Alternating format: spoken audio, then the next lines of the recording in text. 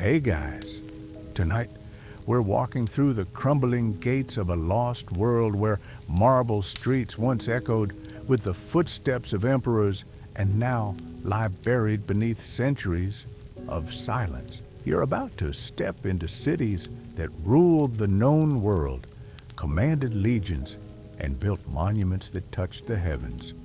Then something happened, something so profound that these urban giants simply emptied, their citizens melting away like shadows at dawn, leaving behind only whispers carved in stone. So before you get comfortable, take a moment to like the video and subscribe, but only if you genuinely enjoy what I do here. And let me know in the comments where you're tuning in from and what time it is for you. It's always fascinating to see who's joining us from around the world. Now, dim the lights, maybe turn on a fan for that soft background hum, and let's ease into tonight's journey together. Picture this. You're standing in the forum of a Roman city in the year 400 AD. The marble columns rise like giants around you, their surfaces polished to mirror perfection. Merchants hawk their wares beneath porticos that stretch toward infinity. Children dart between the legs of toga-clad senators, while slaves carry amphora filled with wine from distant provinces. The air hums with a dozen languages, the scent of exotic spices, and the constant chatter of commerce that never sleeps. But now, imagine returning to that exact spot 500 years later. The columns lie shattered, their pieces scattered like broken teeth across ground thick with weeds. Vines crawl up cracked walls where once mosaics told stories of gods and heroes. The forum is silent except for the wind whistling through empty doorways. Where did everyone go? What force could empty a city that had thrived for centuries? This isn't the story of one city. This is the story of hundreds of them. From the Thames to the Nile, from the Atlantic coast to the Black Sea, Roman cities that had pulsed with life for generations simply faded away during the medieval period. Some disappeared so completely that we're still discovering their locations buried beneath farmers' fields. Others left only their bones, skeletal remains of aqueducts and bathhouses that archaeologists pieced together like detectives solving a 1,000-year-old mystery. The question that haunts historians isn't just what happened to these cities. It's why the people who lived in them chose to abandon everything their ancestors had built. Because here's the thing that makes this mystery so compelling. These weren't natural disasters that struck overnight. These weren't enemy armies that burned everything to ash in a single campaign. This was something slower, more deliberate, more human.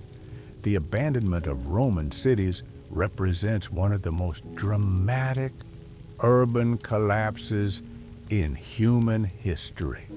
We're talking about settlements that had survived barbarian invasions, civil wars, plagues, and economic crises. Cities that had weathered the storm when the Western Roman Empire officially fell in 476 AD. Yet somehow, in the centuries that followed, they couldn't survive peace. Let me paint you a picture of what we're actually dealing with here. Take London, or Londinium, as the Romans called it. At its peak, this city housed nearly 60,000 people. It had a massive amphitheater, public baths that could accommodate hundreds of bathers, a forum larger than Trafalgar Square, and a basilica that remained the largest building in Britain for over 1,000 years. The Thames was crossed by a stone bridge that archaeologists tell us was an engineering marvel. Ships from across the empire docked at its ports, unloading everything from Germanic amber to Chinese silk. By 450 AD, maybe 5,000 people remained. By 600 AD, the number had dropped to perhaps a few hundred souls, scratching out an existence among the ruins. The great stone buildings stood empty, their roofs collapsed, their walls slowly being stripped for building materials by people who had forgotten how to make such structures themselves. Wild animals roamed streets that had once bustled with imperial commerce. This wasn't unique to London. Archaeological evidence shows us that cities across the former Roman world experienced similar fates. Trier in Germany, once home to emperors and a population of nearly 100,000, shrank to a few thousand inhabitants huddled around a church. The great Roman city of Ottoman France, which boasted walls that enclosed more than 200 hectares, became a village where sheep grazed in the old forum. But here's where the story gets really interesting. These cities didn't just shrink. They fundamentally changed in ways that tell us something profound was happening in the medieval mind. When people did remain in these urban spaces, they used them completely differently than their Roman predecessors had intended. Take the Colosseum in Rome itself. By the medieval period, this monument to imperial entertainment had been transformed into a fortress. Noble families built towers inside its arches. Workshops occupied the underground chambers where gladiators once waited for death or glory. Gardens grew on the arena floor where lions had once stalked condemned criminals. The building survived, but its purpose, its meaning, its entire reason for existence had been completely reimagined. The same pattern repeated across Europe. Roman theaters became quarries. Bathhouses became churches. Aqueducts were abandoned to decay while people carried water by hand from nearby streams. Forums, those great open spaces where Romans had conducted the business of empire, were subdivided into tiny plots where medieval families built wooden houses that would have horrified their urban ancestors. Why would people choose to live harder lives? That's the question that drives historians to dig deeper into this mystery. Because, make no mistake, life became measurably more difficult when these cities were abandoned. Roman infrastructure wasn't just impressive, it was functional. Those aqueducts delivered clean water.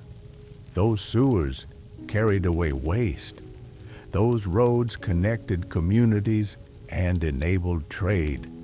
Those public baths provided not just hygiene, but social gathering spaces that bound communities together. Medieval people weren't stupid. They could see the benefits of these Roman systems. Many of them were still partially functional centuries after the empire's fall. So why choose to abandon technologies that made life easier, safer, and more comfortable? The answer lies in understanding that cities aren't just collections of buildings. They're expressions of values, worldviews, and ways of organizing human society. Roman cities embodied certain assumptions about how people should live together. They were designed around public life, civic duty, commercial exchange, and imperial authority. They assumed that people would want to gather in large numbers, that they would value spectacle and luxury, that they would willingly subordinate their individual interest to the greater good of the state. Medieval society was built on fundamentally different assumptions. The rise of Christianity had introduced new ideas about what constituted a good life. Monasticism celebrated withdrawal from worldly concerns. The church taught that earthly cities were temporary, that true citizenship belonged to the city of God. Feudalism created new forms of social organization based on personal loyalty rather than civic duty. People began to value self-sufficiency over specialization, local community over cosmopolitan exchange. But there's more to this story than just changing values. The economic systems that had supported Roman cities began to break down in ways that made urban life increasingly difficult to sustain. Roman cities had been nodes in vast trade networks that stretched from Britain to India. They were supported by taxation systems that funneled wealth from rural areas to urban centers. They depended on slave labor to perform the basic functions of city maintenance. When those trade networks fragmented, when the tax systems collapsed, when the supply of slave labor dried up, cities found themselves unable to maintain the complex infrastructure that made them livable. It's one thing to build an aqueduct. It's quite another to keep it functioning for centuries. Roman engineering was sophisticated, but it required constant maintenance by skilled technicians. When the knowledge and resources for that maintenance disappeared, the infrastructure began to fail. And when infrastructure fails in a city, people don't just adapt. They leave, because cities are artificial environments that can only exist when complex systems work together seamlessly. Remove any crucial element, water supply, waste management, food distribution, security, and the whole system begins to unravel. The medieval abandonment of Roman cities represents one of the most dramatic examples in history of how quickly urban civilization can dissolve when its underlying supports are removed. But it also reveals something profound about human adaptability. The people who left these cities didn't disappear. They didn't die en masse. They reorganized themselves into new forms of community that better suited their changing world. They built villages instead of cities. They created manor houses instead of apartment blocks. They established monasteries instead of forums. They developed new technologies, new social structures, new ways of understanding their relationship with the divine and with each other. In abandoning the Roman urban model, they weren't retreating from civilization. They were creating a new kind of civilization, one that would eventually give birth to the medieval world and everything that followed. Tonight, we're going to explore exactly how this transformation happened. We'll walk through the specific mechanisms that caused Roman cities to empty. We'll examine the choices people made and why they made them. We'll discover how climate change, disease, warfare, and religious transformation combined to make the urban Roman way of life not just difficult, but undesirable. Because understanding why Roman cities were abandoned isn't just about ancient history. It's about understanding how civilizations rise and fall, how people adapt to changing circumstances, and how the places we build shape the lives we live. The echoes of those empty Roman streets still whisper to us across the centuries. carrying lessons about resilience, transformation, and the eternal human struggle to build communities that can endure. The collapse didn't happen overnight. That's what makes this story so haunting. If you could somehow travel back in time and watch these cities die, you wouldn't see dramatic moments of destruction. You wouldn't witness armies storming through gates or earthquakes toppling buildings. Instead, you'd see something far more unsettling. You'd watch a slow hemorrhaging of life, like watching someone gradually forget how to breathe. Picture walking through the streets of 5th century Trier. The city still looks magnificent. The Porta Nigra, that massive black stone gate, still dominates the skyline. The imperial baths still gleam with marble facings. The basilica still echoes with the footsteps of officials conducting the business of what remains of the empire. But if you look closely, you begin to notice the cracks. There's that shop on the corner that's been shuttered for months now. The owner packed up his family and moved to his brother's farm outside the city walls. Nothing dramatic happened to force him out. The customers just stopped coming as frequently. The taxes kept rising while trade kept declining. It made more sense to grow his own food than to depend on markets that were becoming increasingly unreliable. Next to the closed shop, there's a house where an entire family used to live. Now, only the grandmother remains, too old to travel, too stubborn to abandon the home where she raised 6 children.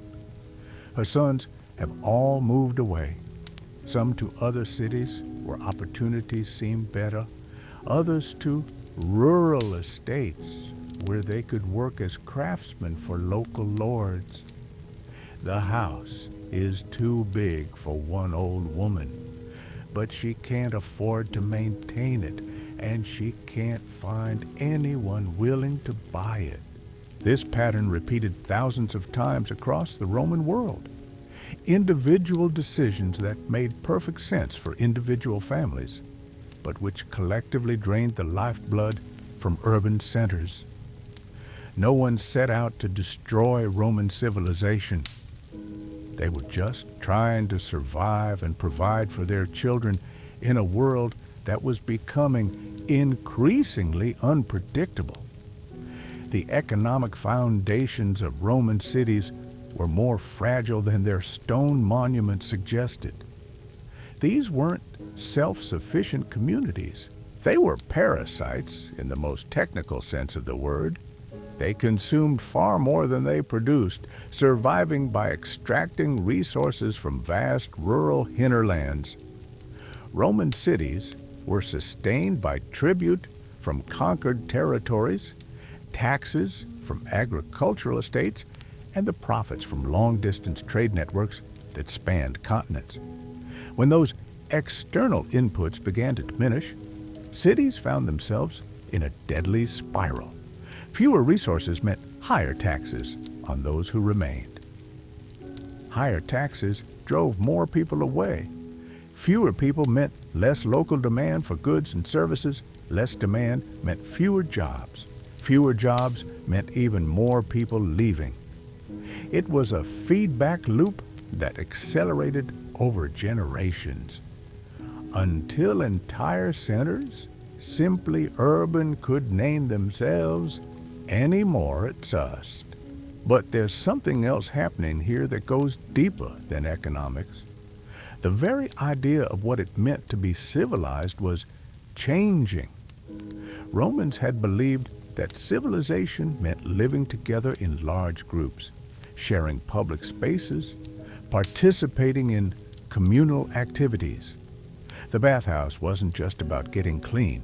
It was about social interaction, political networking, cultural exchange. The Forum wasn't just a marketplace, it was the beating heart of civic life.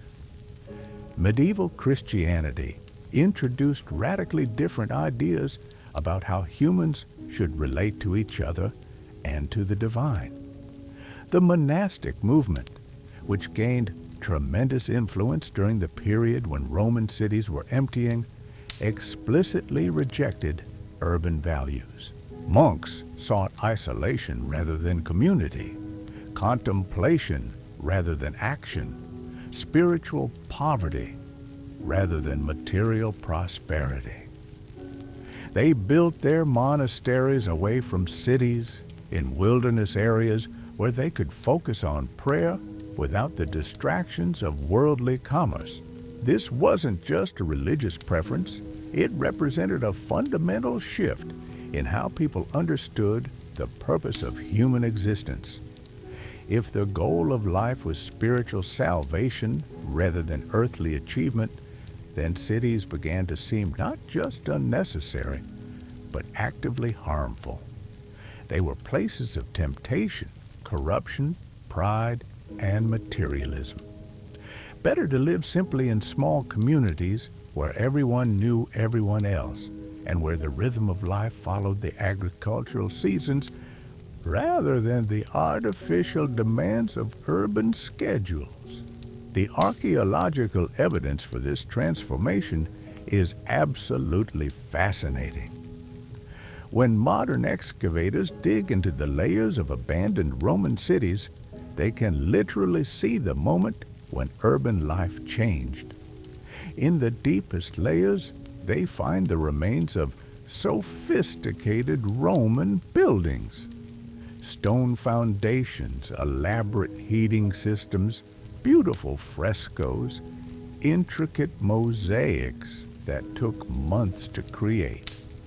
Then there's a clear break in the archaeological record. Above the Roman layers, they find something completely different. Wooden buildings constructed with much simpler techniques. Smaller rooms designed for individual families rather than public gatherings. Crude hearths built directly into the floors of former Roman rooms. Animal bones scattered in areas that had once been elegant courtyards. These aren't the remains of a civilization in decline. They're the remains of people who had consciously chosen to live differently. One of the most striking examples comes from the excavations at Wroxeter in England, the fourth largest city in Roman Britain. Archaeologists discovered that after the Roman administration withdrew, the inhabitants didn't just abandon the city. They systematically dismantled the grand public buildings and used the materials to construct a completely different kind of settlement. They built large timber halls in the Germanic style, surrounded by smaller buildings that housed extended families and their livestock. The people of Wroxeter had access to Roman building techniques. They knew how to work with stone and mortar, but they chose not to. They deliberately adopted simpler construction methods that were easier to maintain and modify. They were making a statement about the kind of community they wanted to create. Less permanent, more flexible, more focused on kinship groups rather than civic institutions. Climate change played a role in this transformation as well, though not in the way you might expect. The late Roman period coincided with what historians call the late antique Little Ice Age, a period of cooling that lasted from roughly 536 to 660 AD. This wasn't a gradual change. Volcanic eruptions and other natural disasters created sudden shifts in weather patterns that devastated agricultural production across Europe. Cities were particularly vulnerable to these climate shocks because they depended on food surpluses from rural areas. When harvests failed, rural communities kept what they could for themselves and stopped shipping grain to urban markets. City dwellers found themselves competing for increasingly scarce resources, driving up prices and creating social tensions that made urban life less attractive. But rural communities had advantages that cities lacked. They could switch to different crops if some failed. They could hunt and forage to supplement their diet. They could burn wood for fuel instead of depending on imported charcoal. They could build smaller, more energy-efficient shelters that were easier to heat during the colder winters that became increasingly common. The plague of Justinian, which struck the Mediterranean world starting in 541 AD, accelerated the urban decline in ways that are difficult for us to imagine. This wasn't just a disease outbreak. It was a demographic catastrophe that may have killed up to half the population of the Eastern Roman Empire. Cities, with their crowded conditions and constant movement of people and goods, were death traps during plague years. The psychological impact of repeated plague outbreaks can't be underestimated. People began to associate cities with death and disease. Urban density, which had once been seen as a sign of prosperity and civilization, became something to flee from. Rural isolation, which Romans had viewed as barbaric, began to seem like wisdom. Religious interpretations of the plague reinforced these changing attitudes. Christian preachers taught that the pestilence was divine punishment for the sins of urban life. Pride, greed, lust, and corruption flourished in cities. God was calling his people to simpler, more righteous ways of living. The message resonated because it matched what people were experiencing. Cities really were more dangerous during plague years. Religious explanations provided both comfort and practical guidance for survival. The transformation of Roman cities also reflects changing military realities. Roman urban planning had assumed that the state could provide security through professional armies stationed in frontier fortifications. Cities were built without serious defensive walls because the empire's borders were supposed to keep enemies at bay. When that system broke down, cities found themselves vulnerable to raids from groups that the Roman military could no longer contain. But rather than building new fortifications around their urban centers, many communities chose a different strategy. They dispersed into smaller settlements that were harder to target and easier to defend. A band of raiders might destroy a village, but they couldn't destroy 20 villages scattered across a wide area. This dispersal strategy made sense for communities that were becoming increasingly self-sufficient anyway. If you're producing most of what you need locally, if you're not depending on long-distance trade, if your social organization is based on kinship rather than citizenship, then there's no compelling reason to cluster together in large urban centers that make attractive targets for enemies. The rise of feudalism provided new forms of social organization that made cities less necessary. Roman cities had been centers of imperial administration. They housed the officials who collected taxes, administered justice, organized military recruitment, and coordinated the complex logistics of governing a vast empire. When that imperial system collapsed, those administrative functions either disappeared entirely or were taken over by local lords who ruled from fortified manor houses rather than urban palaces. Feudal lords didn't need cities to demonstrate their power. They needed castles, churches, and agricultural estates. Their authority came from personal relationships with their followers, rather than from institutional positions within an imperial bureaucracy. They measured their wealth in land and livestock, rather than in the urban luxuries that had defined Roman aristocratic status. But perhaps the most fundamental factor in the abandonment of Roman cities was something even more basic than economics, climate, disease, or military pressure. It was the simple fact that the skills needed to maintain urban infrastructure were being lost.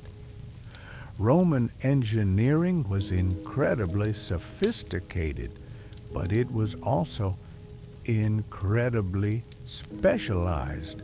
The knowledge of how to build and maintain aqueducts, sewers, heating systems, and large stone buildings was concentrated in relatively small groups of highly trained craftsmen.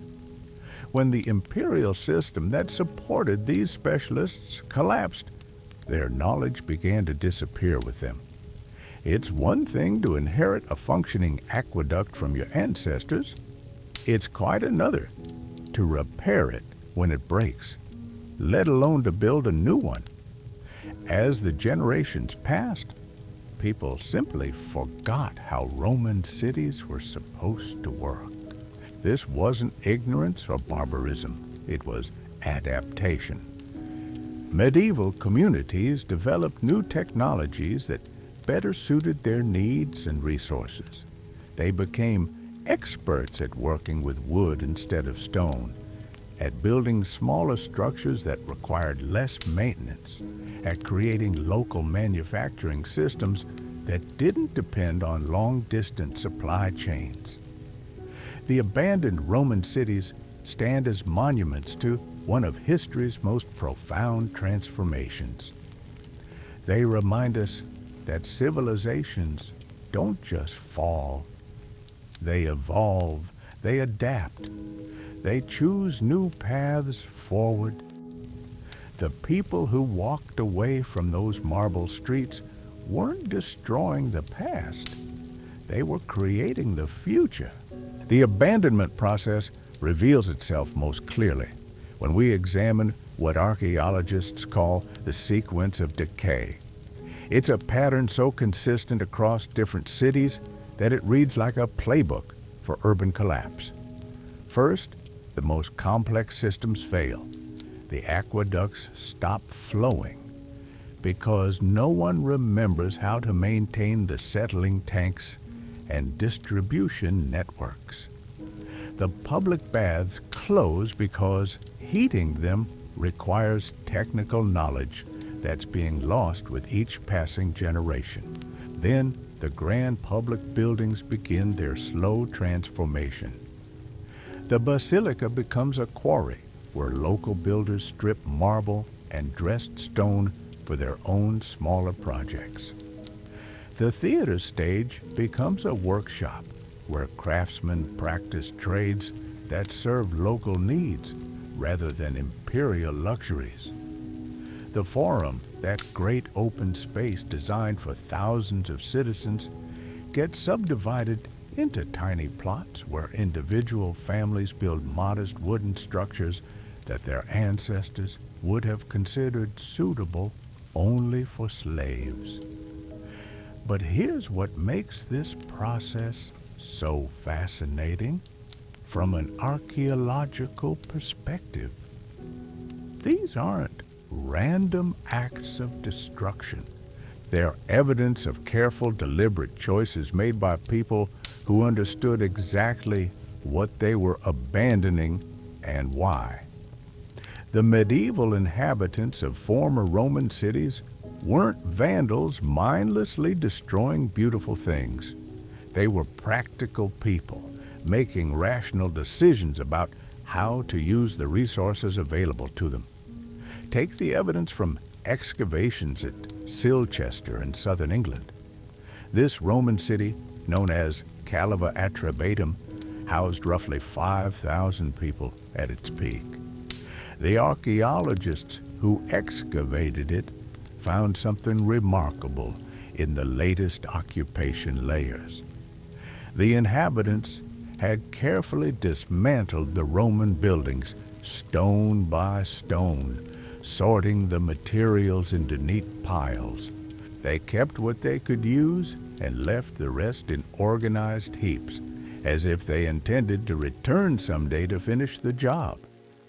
This wasn't the frantic scavenging of desperate refugees. This was methodical deconstruction carried out by people who had time to plan and organize their work. They were mining their own city, extracting from it the raw materials they needed to build something entirely different somewhere else. The question that haunts every archaeologist who studies these sites is simple but profound. Where did they go? We know that people didn't just vanish into thin air. Population decline was real, but it wasn't absolute. The demographic evidence suggests that most of the people who left Roman cities didn't die. They relocated. But to where and why?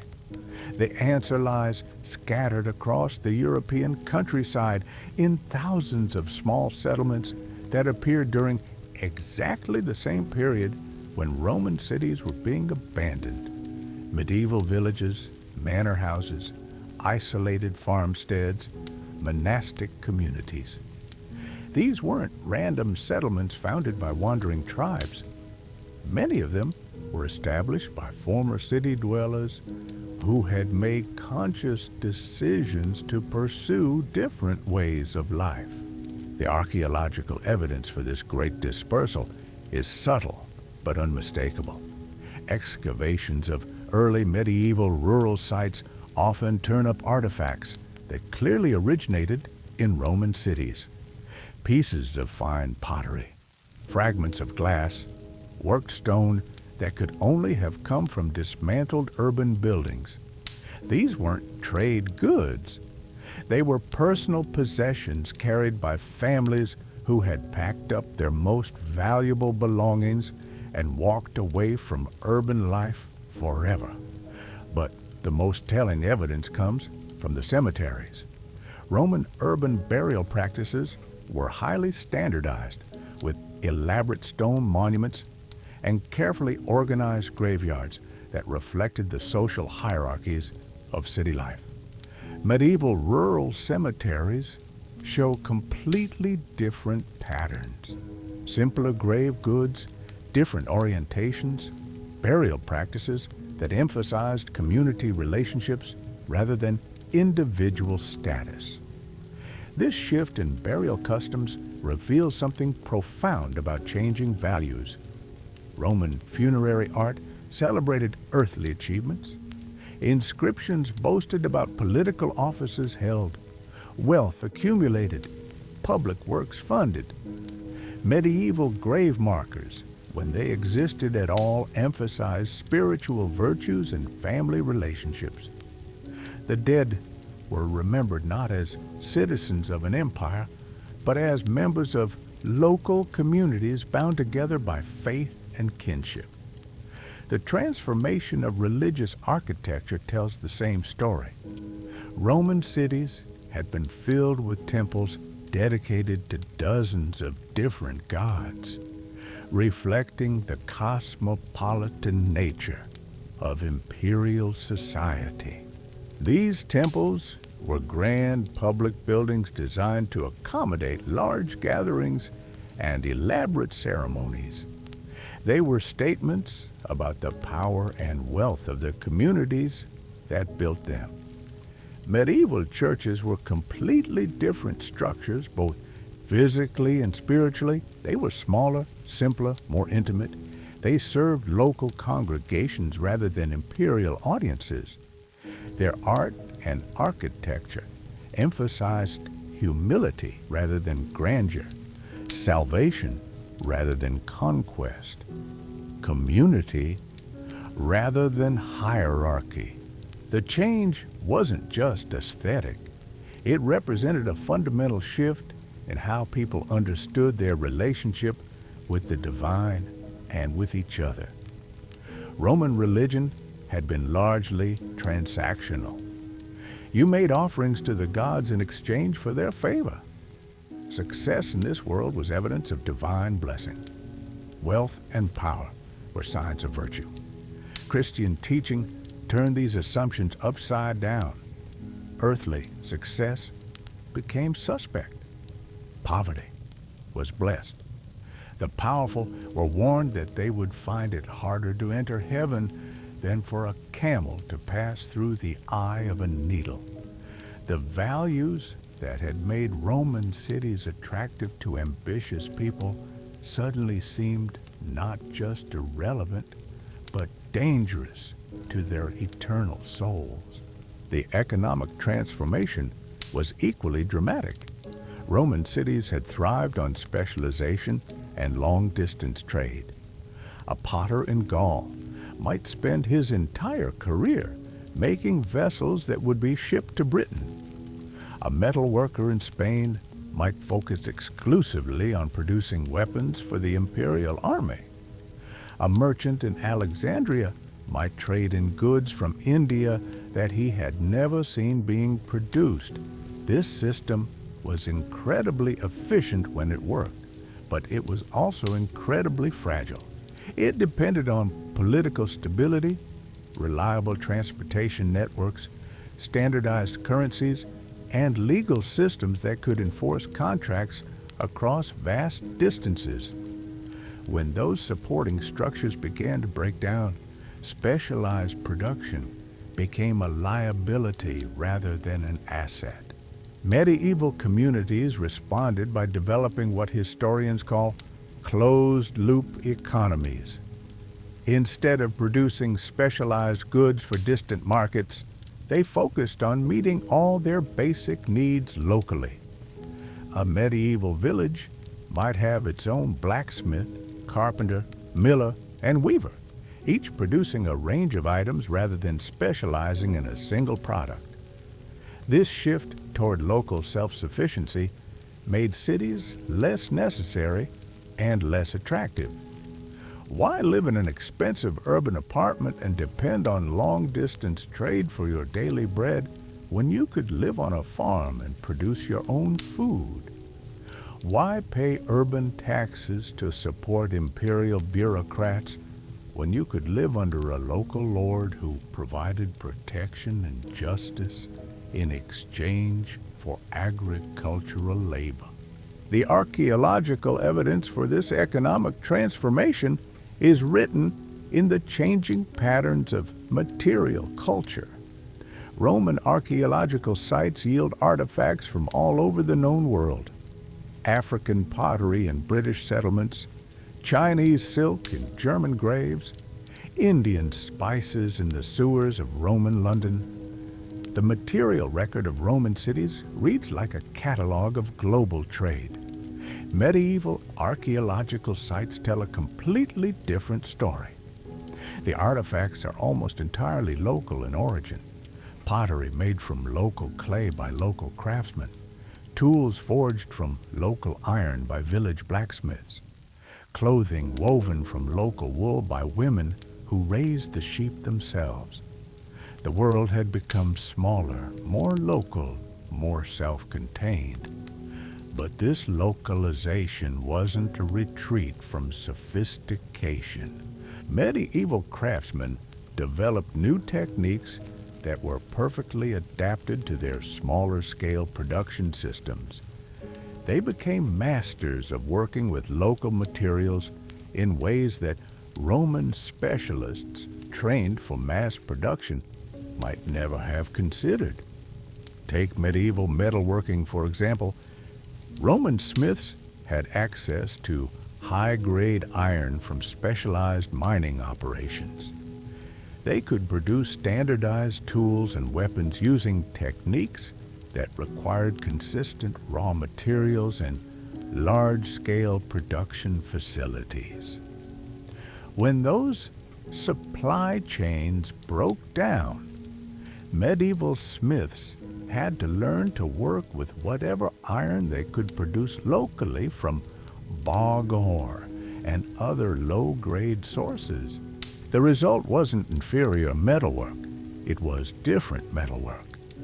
Medieval smiths became experts at pattern welding, a technique that created strong, flexible blades from multiple types of iron and steel.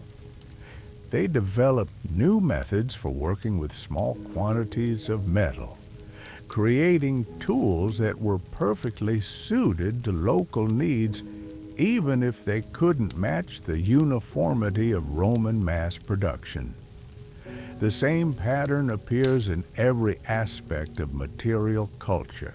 Medieval builders couldn't construct massive stone monuments like the Romans, but they became masters of timber framing techniques that created flexible, durable structures from local wood. They couldn't maintain Roman road networks, but they developed new forms of transportation that worked better for local economies, based on agricultural production rather than long-distance trade. This wasn't technological decline, it was technological adaptation. Medieval communities were solving different problems than Roman cities had faced, so they developed different solutions. The fact that their solutions were simpler, more local, and less dependent on complex supply chains didn't make them inferior. It made them more sustainable under the conditions that actually existed in the post-Roman world. The social transformation was perhaps the most profound of all. Roman cities had been melting pots where people from dozens of different ethnic groups, social classes, and cultural traditions lived side by side. Social mobility was possible through military service, commercial success, or political achievement. A slave could become a citizen. A provincial could become a senator. A merchant's son could become an emperor. Medieval society organized itself along completely different lines. Social relationships were based on personal loyalty, kinship ties, and religious community, rather than civic participation and imperial citizenship. Social mobility still existed, but it followed different pathways. A peasant's son might become a monk and rise to become an abbot. A warrior's daughter might marry into a noble family, but these were individual achievements that strengthened existing social structures rather than challenging them. The medieval manor house replaced the Roman forum as the center of social life.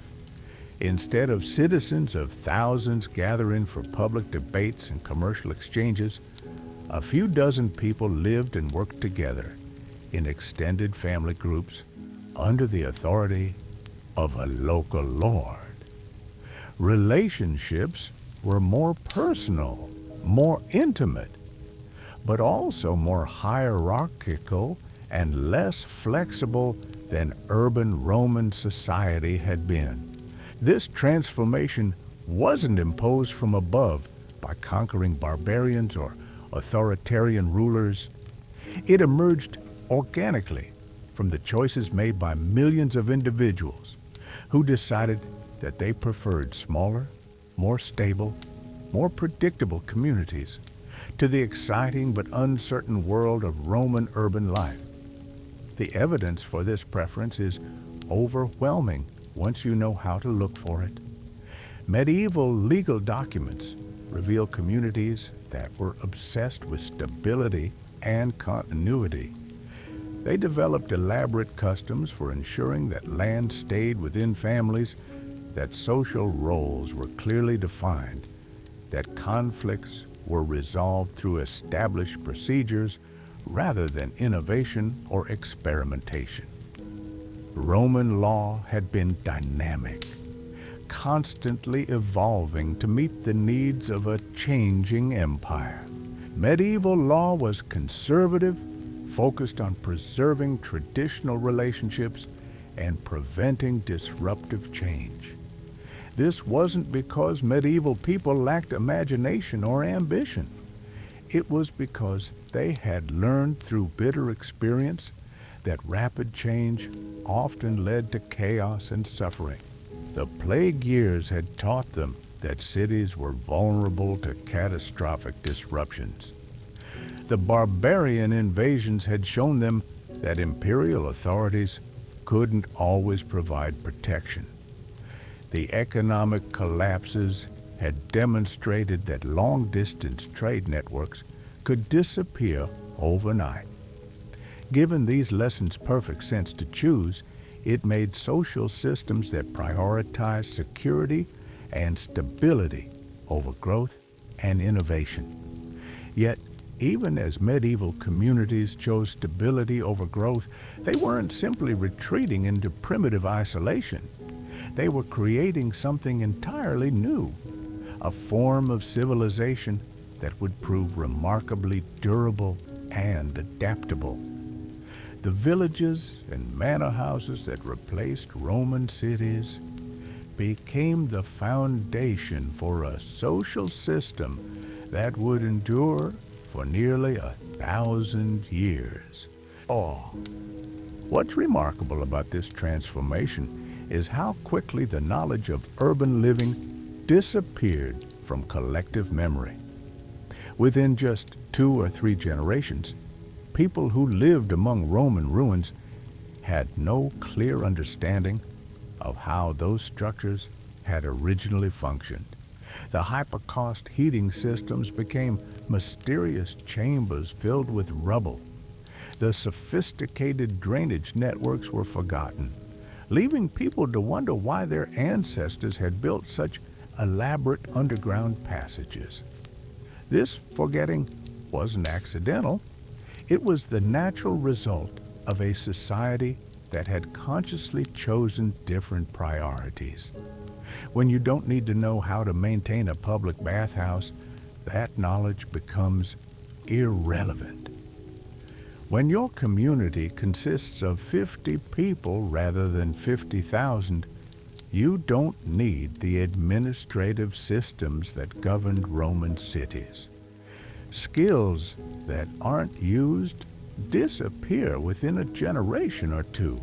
The speed of this forgetting reveals something profound about human adaptability.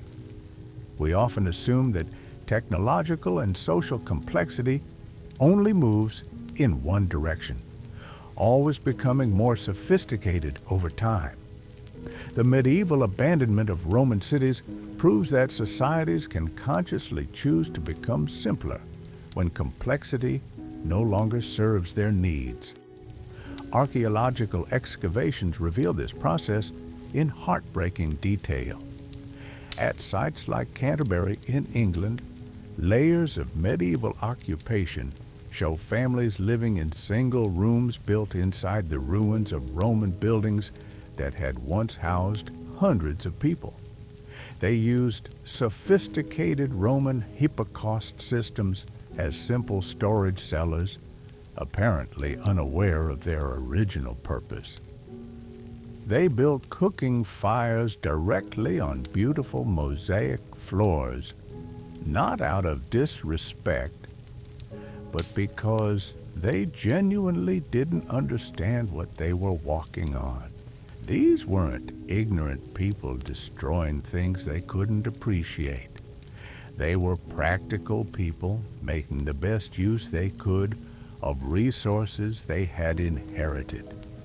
The fact that they used Roman ruins differently than their creators had intended doesn't mean they were less intelligent. It means they were solving different problems with different tools. The environmental evidence tells us that this transformation wasn't entirely voluntary. Climate change continued to make large-scale agriculture more difficult and unpredictable throughout the early medieval period. The cooling trend that began in the 6th century persisted for generations, creating shorter growing seasons and more frequent crop failures. Roman cities had depended on agricultural surpluses from vast rural estates worked by slave labor. When climate change reduced those surpluses and social change ended the slave system, cities found themselves without the food supplies that had sustained them for centuries. Medieval villages, with their smaller populations and more diversified agricultural systems, were better adapted to survive in a world of unpredictable harvests and harsh winters. But perhaps the most important factor in the success of medieval communities was their flexibility. Roman cities had been engineered systems designed to function in specific ways. When any part of the system failed, the whole structure became vulnerable. Medieval villages were organic communities that could adapt to changing circumstances without losing their essential character. And so we reached the end of our journey through the ghost streets of a vanished world. Tonight, we've walked beside the shadows of people who made one of history's most profound choices. They looked at the marble monuments their ancestors had built, at the aqueducts and forums and bathhouses that had defined civilization for 1,000 years, and they chose to walk away, not in defeat, but in hope. They were building something new from the ashes of something old, creating communities that would endure long after the last Roman column fell.